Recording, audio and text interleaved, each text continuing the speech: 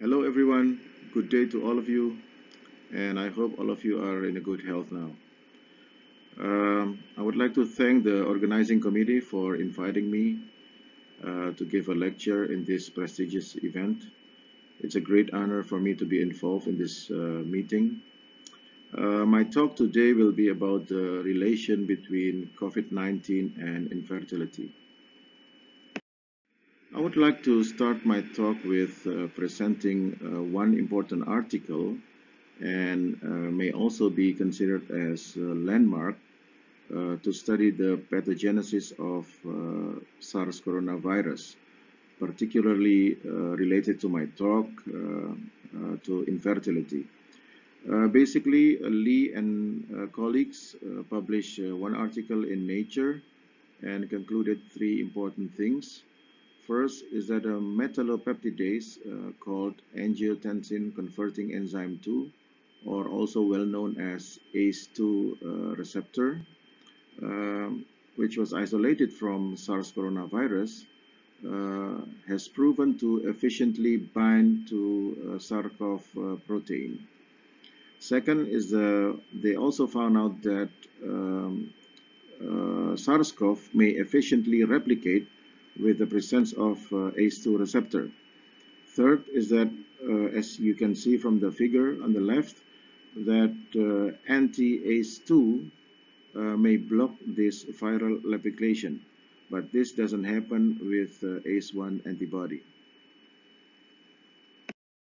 Next is an also important article published by Hamming and colleagues in 2004, a year later, presenting the tissue distribution of ACE2 protein and considered ACE2 protein as a functional receptors for SARS coronavirus. Basically, there are three important messages in this article. First, that they investigated that ACE2 protein lies in various human organs, such as oral and nasal mucosa, nasopharynx, lungs, stomach, small intestine, and so on. And the ACE2 protein most abundantly lies in the lung alveolar epithelial cells and enterocytes of the small intestine. Lastly, the protein also present in the arterial and venous endothelial cells and arterial smooth muscle cells in all organs that they studied. This is the reason actually why major sign and symptoms of SARS coronavirus is related to the respiratory system and the cardiovascular system, because the most abundant place of the ACE2 protein are in the lung or respiratory system. Next is also an important article that also can be considered as a landmark to study pathogenesis of SARS coronavirus. Su and colleagues published an important article in the Biology of Reproduction in 2006 and considered or conclude orchitis as one complication of severe acute respiratory syndrome. They presented some figures, as you can see on the left side. Figure A shows the testicle histopathological appearance with hematoxylin eosin staining from a normal pathology. And the B figure shows a staining of a patient who died with high fever and was treated with steroids. In the B figure, we can see that there is a mild basement membrane thickening and vascular congestion, while in the C and D figures, these are the histopathological staining of testis from SARS patient that basically shows the loss of germ cells, leukocytes infiltrations as appointed by the arrow on the C figure, and also vascular congestion. So in this article, basically 6 patients were studied and all of them died due to SARS, and all of the 6 patients showed signs of orchitis. They conclude that all of the testes displayed a widespread germ cell destruction with few or no spermatozoa at all in the seminiferous tubule, and a sign of thickened basement membrane and leukocyte infiltration. They also prove that the numbers of CD3 T lymphocyte and CD68 T macrophages increased significantly in the interstitial tissue compared with the control group. And lastly, from the immunohistochemistry examination, they showed the abundant IgG precipitation in the seminiferous epithelium of star's testicle. And this may indicate a possible immune response as the cause for the damage. In my previous slides, I have been presenting some important articles that basically studies the distribution of ACE2 protein and their relation with SARS-CoV. The question now is whether SARS-CoV is identical to SARS-CoV-2, which is nowadays well known as COVID-19. There are at least three articles starting from 2003 until recently published in 2020 that confirm both viruses share at least more than 70% amino acid sequence identity, and this means that both of them use the same receptor ACE2 for entry into the target of host cells. In my previous slide, one article have confirmed the abundance of ACE2 receptor in various human organs. In this slide, basically, I would like to emphasize that there are at least three scientific evidence that confirms that ACE2 transcripts are present in spermatogonia, spermatocyte, and spermatids of both human and mice. This means that as long as ACE2 receptor are present in any cell or any organ, these are the target of SARS-CoV-2 for damage further if infected. This is a very interesting study which was published by Wang and colleagues in 2020, derived from an RNA sequence profiling of human testes related to the presence of ACE2 receptor. On the figure on the left, figure A, as you can see that Sertoli and Leydig cells have the highest ACE2 receptor percentage compared to other cell type. So in this article, the authors concluded that ACE2 positive Leydig and Sertoli cells showed a higher number of genes related to cell-cell junction and immunity. But on the other hand, also showed a lower number of genes associated with mitochondria and reproduction. Therefore, the final conclusion of this article was that testis is a high-risk organ vulnerable to SARS-CoV-2 infection that may lead to a spermatogenic failure. The next interesting article that was recently been published by Shen and colleagues in 2020, they studied about the ACE2 expression in Sertoli cells and germ cells in relation to a male reproductive disorder following a SARS-CoV-2 infection. On the figure in the left, you may see that both Sertoli and Leydig cells have the highest ACE2 expression levels compared to other cell types. There are at least four important conclusions from this interesting article. First is the fact that the proportion of ACE2 positive cells in the testis is more than 1%, and this number is higher than in the lung. Second, the positive rate of ACE2 in testis of infertile patients was higher than normal men, and this may indicate that SARS-CoV-2 may cause reproductive disorders following an abnormal activation of ACE2 pathway. Third is that the fact that ACE2 is widely distributed in SSC, Sertoli cells, and Leydig cells, and this can also indicate that these cells may act as a locus of infection and possibly sexual transmission as a part of transmission routes. Last is also an interesting conclusion. They found out that men of 30 years old had the highest ACE2 positive rate in the testis compared to men of 60 years old who had the lowest positive rate. This slide simply compares the interaction between SARS-CoV-2 virus and ACE2 receptor. On the left side is the physiological state or the basal state where angiotensin 2 will be converted to angiotensin 1 to 7, and this may lead to a protective signal for the organ.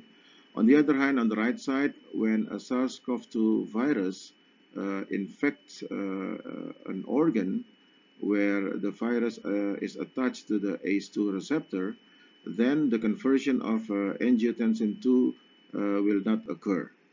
What happens next? The angiotensin 2 will be attached to angiotensin 2 type 1 receptor, and this abnormal attachment will lead to pro-inflammatory signals, and this lead to organ damage, hypertension, and cardiovascular remodeling.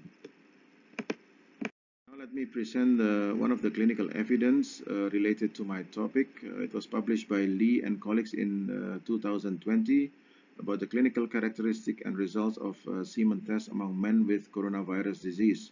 So basically, the authors tested the semen of 50 patients who got infected with SARS-CoV-2. Only 38 out of 50 patients obtained their semen, of which 23 achieved recovery and 15 were at acute infection. Results have shown that 6 patients, or more or less 16%, had positive semen results representing SARS-CoV in their semen, including 4 of the 15 who were in an acute stage and 2 out of the 23 patients who recovered. One of the weaknesses of this article is that the authors did not mention what kind of semen and how they managed the semen before testing, whether it was washed spermatozoa or seminal plasma or neat semen that was used for testing. Next, clinical evidence has been recently been published by Pan and colleagues in 2020. They basically conclude that they found no evidence on SARS coronavirus 2 in the semen of males recovering from coronavirus disease. They studied 34 patients, of whom 90% complained of scrotal discomfort during their active phase. And as you see from the figure on the left, on the upper side, that none of the 34 patients shows SARS-CoV positivity in their semen result. One thing that I wanted to remind all of you is that they focus to test the semen of these patients at 1 month following recovery. So they are no longer in an active phase. The authors also conclude that single-cell transcriptome analysis demonstrate sparse expression of ACE2 and TMPRSS2 with almost no overlapping gene expression. Basically, no SARS-CoV-2 were detected in the semen of patients at 1 month after recovery. And so therefore, they finally concluded that ACE2-mediated viral entry of SARS-CoV-2 is unlikely to occur in human testicle. Again, the authors didn't mention anything about how they process the semen, what kind of semen they were using, either washed spermatozoa, seminal plasma, or neat semen. In the next evidence that has been published by Shastri and colleagues in 2020, they discovered the delayed clearance of SARS-CoV-2 in male compared to female patients. They also found out that high ACE2 expression in testis may possibly suggest the existence of gender-specific viral reservoir. As you can see on the left figure, on figure A, it shows the median time to clearance In males, 6 days is slightly longer than females, which was 4 days. Figure B also shows the significant higher or longer time to clear SARS-CoV in days between male to female. And lastly, on the C figure, it's basically in a family member where male also tend to have a longer time to clear SARS-CoV-2 compared to female. So basically, this article finally concluded that male took significantly longer time to clear SARS-CoV-2 than female. And one possibly reason for that could be related to the testes, which contain abundance of ACE2, while ovary doesn't have that. In this slide, I would like to present the analysis from 3 data sets from GetX, from Human Protein Atlas, and Phantom 5. On figure A on the left side, this is the mRNA expression of ACE2, where we can clearly see that the expression of ACE2 in testis is much higher than the lung. Second is the comparison of testis and ovarium on figure B, considering protein expression and RNA expression.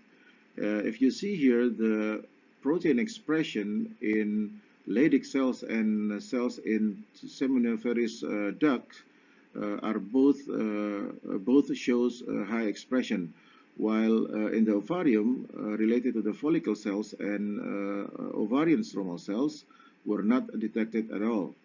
On the other hand, the RNA expression, which is highlighted in the blue box, both from the 3 sources of data, showed higher expression of Leydig cells and cells in seminiferous ducts compared to the follicle cell and ovarian stromal cells.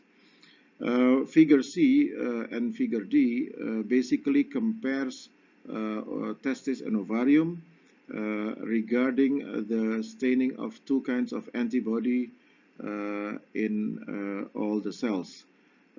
As you can see from figure C, the Leydig cells and cells from the seminiferous duct shows high expression. Both cells show high expressions on 2 antibody stainings. While if you see on figure D, both of the follicle cells and ovarian stromal cells shows either intermediate or medium expression or not detected at all. In my last slide, I would like to conclude several things. First, the preclinical and clinical studies have confirmed the presence of ACE2 receptor in the testis. ACE2 receptor are abundant in SSC, in Sertoli and Leydig cells, more than its presence in the lung. The attachment of SARS-CoV to ACE2 receptor will initiate viral replication and produce a signal to damaged organ. Similar phenomenon may also happen if SARS-CoV-2 is attached to the ACE2 receptor. Clinical investigation on semen in SARS-CoV-2 patients are currently scarce. However, initial results, as I have presented in my previous slides, have shown that testes are vulnerable and are at high risk of spermatogenic failure. There are no clinical investigation yet of SARS-CoV-2 and testis at this moment. However, a post-mortem study of SARS-CoV in the testis have shown a widespread germ cell destruction. So therefore, future studies are awaited, particularly to investigate the SARS-CoV-2 and testicular damage, or investigate the semen quality in SARS-CoV-2 active patients. And last is the sexual possibly transmission of SARS-CoV-2 patients. One ongoing study has recently been accomplished, supposed to be finished by 2nd September 2020, involving 50 participants. And the official title is COVID-19 in Urine and Semen. So the authors, I believe, want to focus on the qualitative and quantitative analysis and evaluation of sexual transmitted disease, sexual function and fertility, and urinary function. So this must be interesting, and results are awaiting. Once again, I thank you for all your kind attention, and I'm wishing all of you always in a good health. Thank you very much.